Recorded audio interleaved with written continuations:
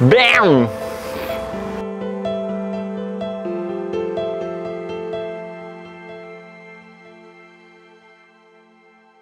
Bonjour à tous, je vous présente mon parcours de pêche pour cet nouvel épisode. Donc nous sommes sur les rives du Gave, une rivière endémique pour moi, vraiment typique et de ma région. Donc maintenant on va essayer de prendre quelques barbeaux. On va procéder à l'amorçage. Donc on a beaucoup d'èches sur la tablette, du chènevis, du maïs, des choses très classiques pour pêcher le barbeau. On a aussi un peu de vivant, de l'asticot, des casters et voilà, on est sur une période qui est assez délicate parce que pas beaucoup de débit d'eau et un gros volume d'eau, donc pas de courant, donc ça risque d'être compliqué. Mais on va essayer de prendre quelques poissons, voire un gros barbeau, et ça va être un peu de la traque. Donc je vous invite à suivre cette partie de pêche. Donc c'est parti, première cage, chènevis, maïs. Donc là c'est même pas clippé, j'ai peut-être clippé pour l'amorçage. On va juste essayer de viser la ligne d'eau, la coulée principale. Voilà, j'ai lancé la première cage, je viens de clipper ma distance, j'ai raccourci un petit peu par rapport à où ma cage était tombée. Alors, là où il faut se méfier dans le Gave, c'est les accros. Là je viens de toucher une pierre. Donc là, il faut vraiment laisser tomber la cage dans l'eau, on ne tire pas, on la laisse un peu se dissoudre et on extrait. Voilà, je vais faire une cage de pelée. Voilà, on serre quand même bien pour être sûr que ça arrive au fond.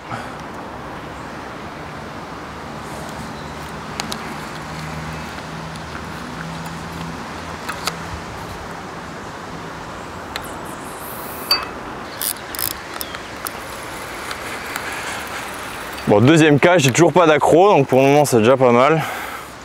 À voir maintenant pendant la pêche quand la cage aura bien le temps de bouger. Voilà, je le répète, vraiment le but c'est d'aller chercher la veine d'eau. Donc là j'ai pris mon repère, je me suis calé sur la distance.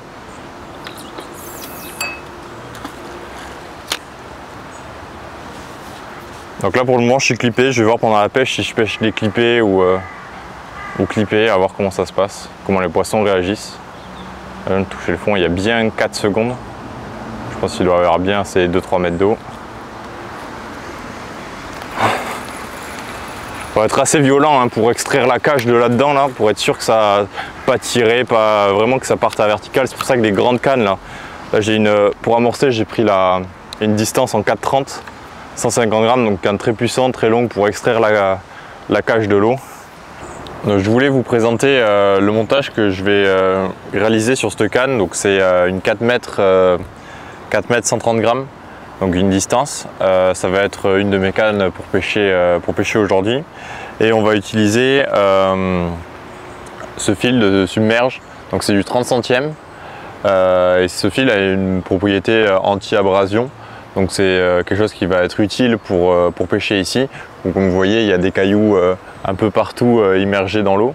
Donc normalement ce fil là va nous permettre de moins casser dans les cailloux ou limiter de perdre des poissons à cause de ça.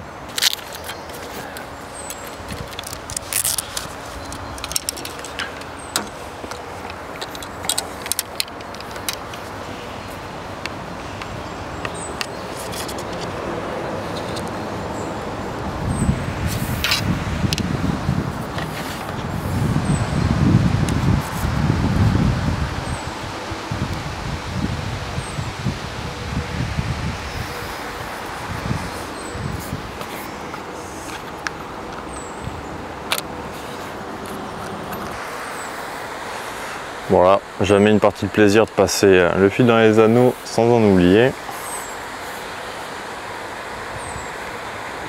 Première étape.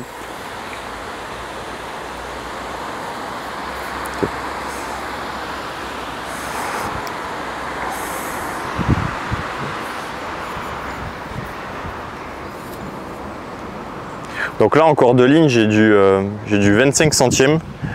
Là, on va mettre du 30 centièmes.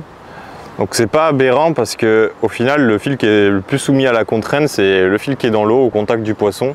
Donc avoir du du 30 centièmes en bas, c'est pas négatif, et on verra même que c'est souvent lui qui va casser, même s'il est plus fin que le reste de la ligne. Ok.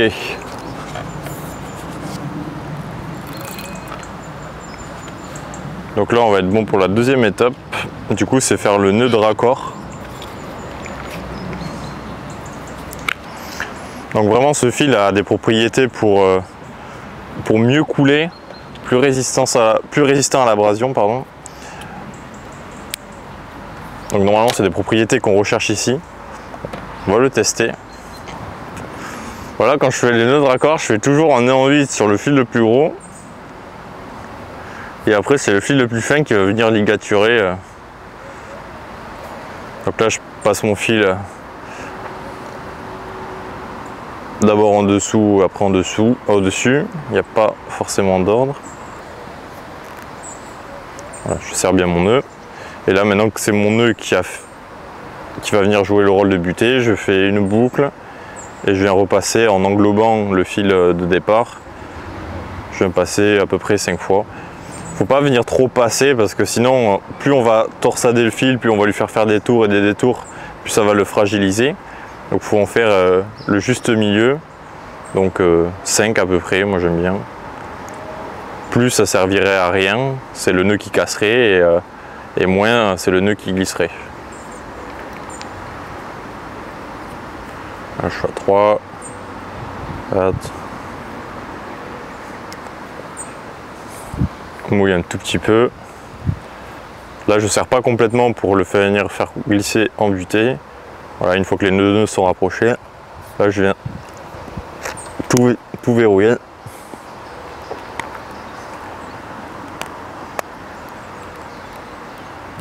Voilà. J'ai quand même testé mon nœud assez fort, c'est quand même du 35 centièmes.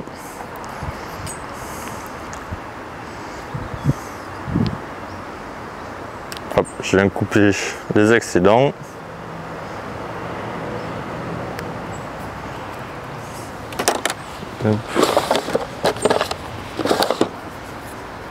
Et je viens brûler les petits bouts pour... Alors le fait de brûler, ça va créer une petite sphère qui va permettre, en cas où, si le nœud glisse un petit peu, de venir embuter contre les surépaisseurs, les petites sphères. Et là, il faut faire gaffe à ne pas cramer son nœud. On le reteste pour être sûr qu'on ne l'ait pas brûlé. Ah, ça tient. Donc là, on va mettre maintenant une bonne distance. Donc là, à peu près, il y a 5 mètres d'eau. En plus, on pêche un peu en diagonale. Donc pour être sûr que le poisson, quand le poisson va partir, il va descendre le courant. Donc il y aura pas mal de fils qui vont qui vont possiblement toucher les cailloux. Donc là, on va mettre... donc là, c'est une canne qui fait 4 mètres. Donc là, je viens sentir mon nœud. Voilà, hop. Donc là, mon nœud vient rentrer dans le moulinet. Donc là, maintenant, là, ça veut dire qu'on a à peu près 8 mètres de fil. Donc là, on vient venir faire 5-6 tours de manivelle. Donc là, c'est un ratio à peu près d'1 mètre. Donc si je tourne une fois, je sais que j'aurai 1 mètre dans le moulinet. Donc là, je viens 1, 2, 3, 4, allez, 5. Donc là, j'ai 5 plus 8. On a une bonne longueur de fil. Donc là, je peux venir couper ce bout là, et donc là, on va faire le montage sur ce fil là. Donc pour le montage, rien de compliqué. On va servir en terminale des petits rollings avec la bague. Donc là, j'ai pris taille 18, taille assez grosse. Bon, souvent c'est rarement ça qui casse, hein. C'est plus le bading qui va venir casser avant. Quoique là on va mettre un joli bading. Donc ça, je m'en prépare un. On va venir mettre une agrafe. Donc pareil, une agrafe matrix avec le rolling et la sphère qui va venir en appui sur les stop flottes. Donc je mets pas de stop, là c'est totalement glissant. Pour éviter que les barbeaux, si on met 2-3 stops au-dessus, ça peut faire autoferrant. Mais ici, il y a beaucoup d'accroches et je préfère laisser le montage le plus libre possible, c'est-à-dire le poisson, il prend, on le ferre. où il se ferre tout seul et il va pouvoir partir dans le courant. Et si la cage reste bloquée dans les cailloux, ou vous savez, la cage peut venir taper dans les cailloux et donner des à-coups, donc ça peut décrocher le poisson, ou on peut venir casser. Voilà. Si la cage elle tape dans un caillou, ça vient buter contre les stops, ça peut être problématique. Donc là je mets juste 2 stops, donc là on va les doubler en bas. Donc ça va éviter que quand on va le lancer, donc là on va lancer les grosses cages, là ça va être des grosses cages, donc là c'est des cages classiques en 60 grammes. Quand on va venir les lancer, remplis d'amorces et d'èches, ça va peser un certain poids. Donc il faut des stops pour venir amortir l'impact, et c'est pour ça que je les double en bas. Voilà. Donc là j'ai mis 2 stops qui viennent bloquer la grave. Donc c'est vraiment le montage à plat plastique, hein. Il n'y a pas de... Là-dessus il n'y a pas de secret, ou je vois pas d'autres alternatives. Donc voilà, donc on va prendre un petit rolling. Hop, je n'avais pas sorti un, je sais plus. Ah si, il était là. Hop. Je l'avais préparé. Tac.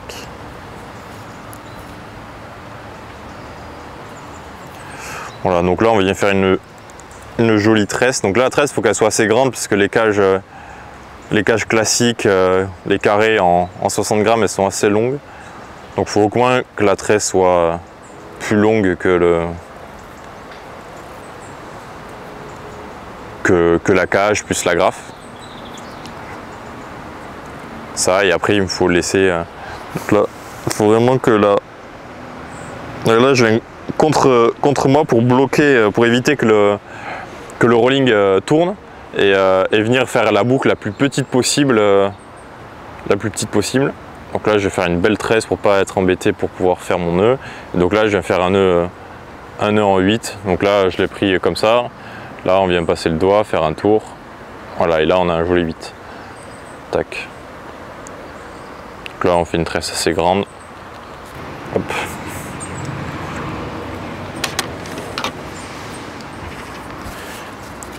Et là, clac, on coupe l'excédent. Et voilà, donc là on a vraiment le montage classique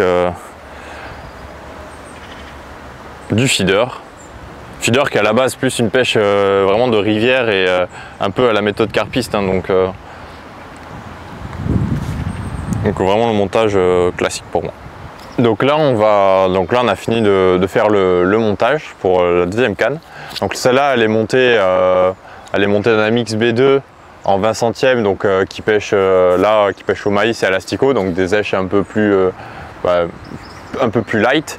Et là on va venir essayer de pêcher avec des èches un peu plus volumineuses, donc de la frolique, de la bouillette et des choses comme ça. Donc là j'ai choisi de prendre des hameçons, donc les Amix C3. Donc là ça va être en 20 centièmes, des hameçons 12 en 20 centièmes, avec une baïonnette, et on va venir écher ça. Bon, la particularité c'est que je préfère pêcher ici avec des balignes assez longs. Donc là c'est des balignes qui sont très courts, ils doivent faire 10 cm. Donc là une pochette, il y a 8 hameçons par pochette. Donc là je vais venir en prendre un. Yep. Comme ça. Tac. Je la pose dans la boîte K. Ok, donc là on a notre baling qui fait 10 cm, et là je vais juste venir faire une rallonge. Donc là j'ai une bobine qui doit être par là. Donc là c'est du 20 centièmes, j'ai une bobine en 22. Donc ça là je vais pouvoir rajouter ça comme longueur. Donc là c'est une baling en 10 en centimètres de long, et je vais essayer de le faire allonger vers les 50 de long. Donc là je vais juste prendre un fil, une longueur de fil. Je sens que mon fil est un petit peu abîmé, je vais couper là où c'est. Hop. Donc là je vais faire un nœud classique. Donc là c'est une boucle qui a sur ses hameçons prémontés. Donc là je vais juste faire un nœud cuillère, donc avec une vrille. Donc ça c'est des hameçons qui sont un peu plus adaptés à la carpe et pêche en carpodrome, donc ces hameçons sans ardillon, mais qui vont aussi bien marcher donc sur les pêches en sauvage. Donc ici pour pour le gave sur les barbeaux. Donc là je vais me faire mon nœud, je vais couper. Donc là on a un bas de ligne, ça va être du 20 centièmes et j'ai fait une longueur en 22.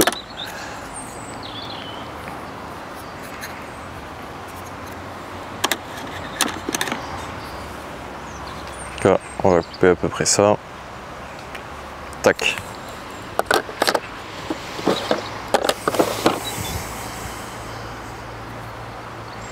Donc là je vais refaire une boucle pour pouvoir l'accrocher dans le rolling avec la gaine.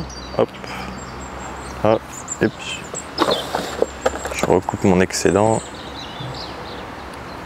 Tac. Donc voilà, on a un bas de ligne un peu plus long.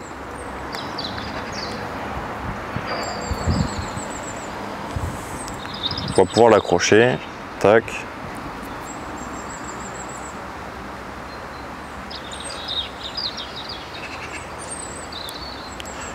Pour la cage, on va prendre ce qui se fait de plus gros chez Matrix. Donc ça, c'est les cages Rivière.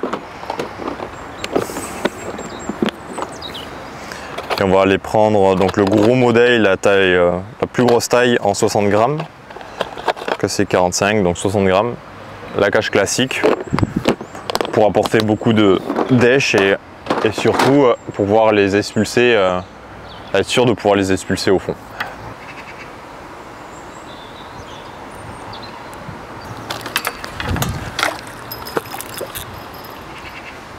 Hop là.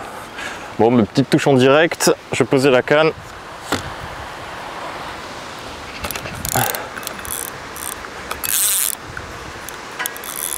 Donc là je resserre bien mon frein et le but ça va être vraiment pas laisser de mou au poisson pour pas qu'il se mette dans les cailloux.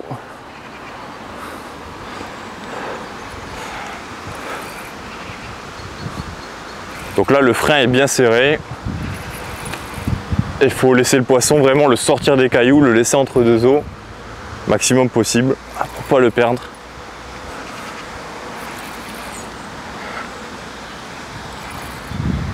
Donc un barbeau.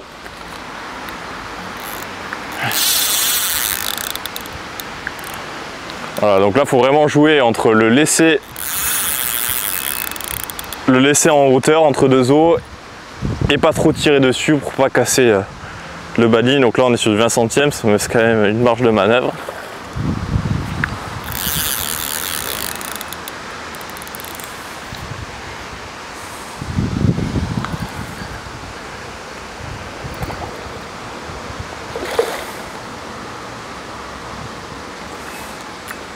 Vraiment cette pro distance qui fait le taf en matière de puissance.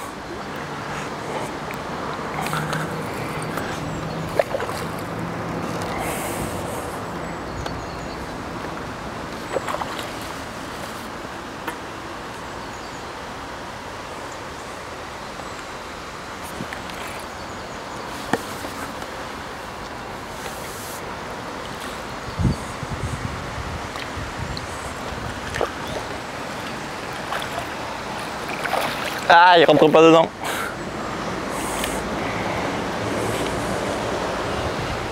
Voilà, la deuxième c'est la bonne. Ouf, premier poisson.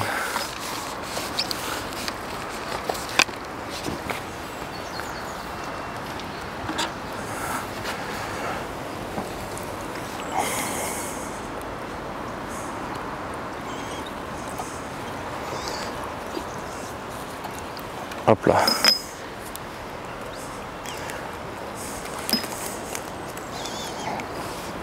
Voilà, premier poisson. Un magnifique barbeau du Gave. Donc là c'est un poisson qui fait dans les un peu plus de 2 kg, 1 kg. 1 kg peut-être. Et qui fait bien ses 50-60 de long, 50. Alors vraiment la bouche de ce poisson est immaculée. C'est pas des poissons qui sont attrapés tous les jours. Bon, on va pouvoir finir le montage tranquillement. Bon, du coup là je voulais mettre une cage de 60 grammes. Voilà, c'est bon, elle est mise ce coup-ci. Tac. Et là on va pouvoir venir écher. Donc là j'ai pris un hameçon, donc un Amix C3 avec une baïonnette.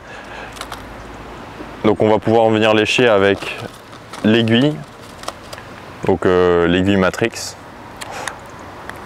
Bon, n'importe quelle aiguille peut faire l'affaire, quoique il faut des diamètres assez fins. Et ça c'est vraiment l'outil indispensable.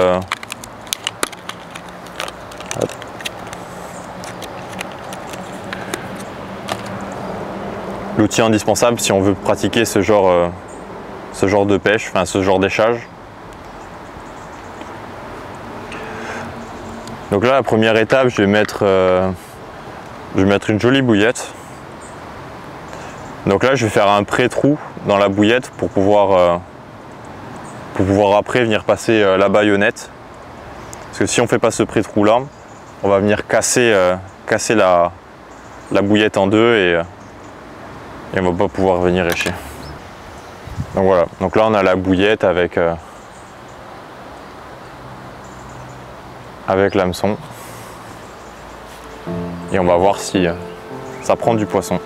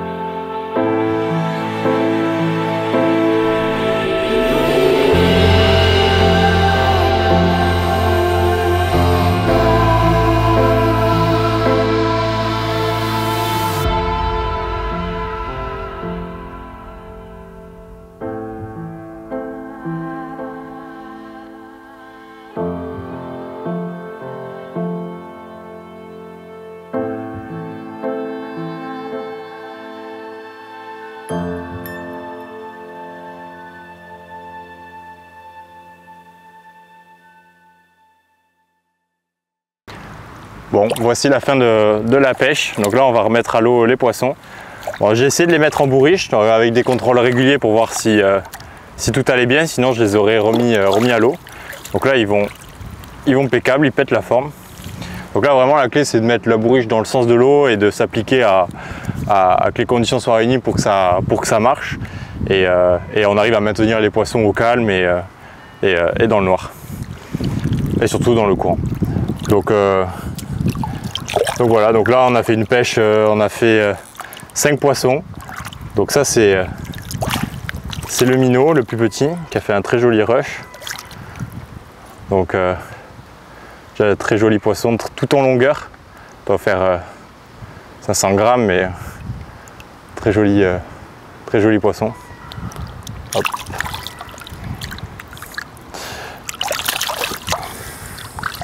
Je vais essayer de trouver. Donc ça, celui-là c'est un moyen. Donc là il y a vraiment eu deux coups qui ont payé. Donc un coup où on a pu faire 4 poissons. 4 poissons et un coup, donc on a chassé, il y a une canne qui est restée et alimenté un coup régulier, vraiment précis. Et après on a chassé et on a pris des poissons vraiment en face dans les rochers. On a pris un gros poisson, le plus joli. Et après tout, donc c'est un coup à peu près à 25 mètres, 20 mètres, 25 mètres. Et on a vraiment tout pris ici. Ça s'est étalé sur toute la journée. On a pris un poisson vers 11 h et après tout au long de l'après-midi, toutes les heures à peu près, on a pris un poisson. Donc vraiment là les poissons ils sont bien en forme, ils ont pu récupérer. Hop.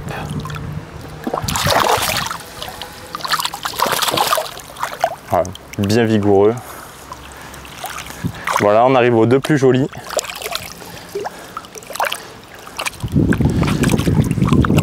Je dis vraiment des poissons combatifs qui ont envie de repartir se cacher dans les cailloux. Et le dernier, le plus beau, qui a vraiment gardé toute sa vigueur. Voilà. Un très joli poisson. On va relâcher. On va lui faire un bisou.